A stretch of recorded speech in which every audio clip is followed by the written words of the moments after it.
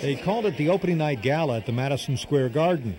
It was more like a zoo. My film is called He Saw Red, and it's about a blind date from hell. It is called Claude's Cafe. It's a murder mystery. It's called A Little Inside, and it's about a father raising his daughter around baseball. Some 250 filmmakers have been accepted into the New York International Independent Film and Video Festival, including me. There you go, you look interested.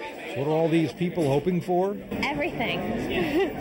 Theatrical distribution, attention, riches. First, though, you have to write a script. The idea for ours came from an article about a Mexican South American myth.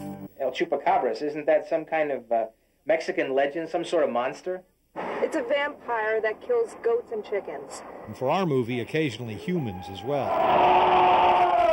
We're on the set here of Blood of the Chupacabra. We cast it with local independent film actors, family members, friends from work. When you have no money, you get creative. A perfectly respectable Roseville music studio subs for a morgue. Hello? One of the movie's vampires may clap the slate board. Morgue 12, take one.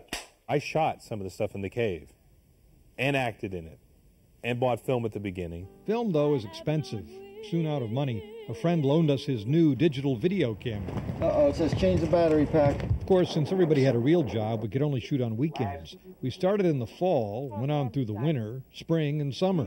Twice. After a few months, you kind of forget about it, then the phone would ring again and say, hey, we're shooting again, you know, what are you doing this weekend? I was a little worried about possibly having significantly less hair by the end of the shoot than I had at the beginning of it. There were other hazards. Sometimes there are long days, you know, where you just kind of hang out and wait for your turn. I mean, I didn't have a huge part in the film, so I think one day I spent 8 hours at the caves or something like that, and then I got my one line.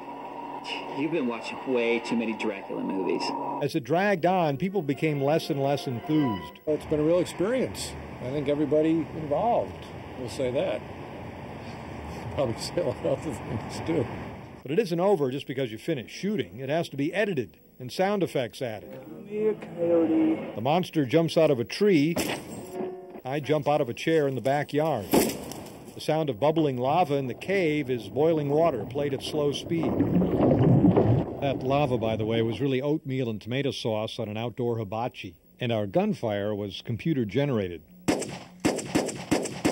And while, sure, there may be dreams of fame and fortune, a true independent filmmaker is just happy the film gets finished. Doesn't have to be bought. Doesn't have to go to Sundance. Doesn't have to go to anything else. Of course, it's nice if it does, though. It's the first time that this has been in a movie theater screen, so hopefully you'll all have been at the start of something, or maybe you aren't, but... But that's independent filmmaking. In New York, Jonathan Mumm, News 10.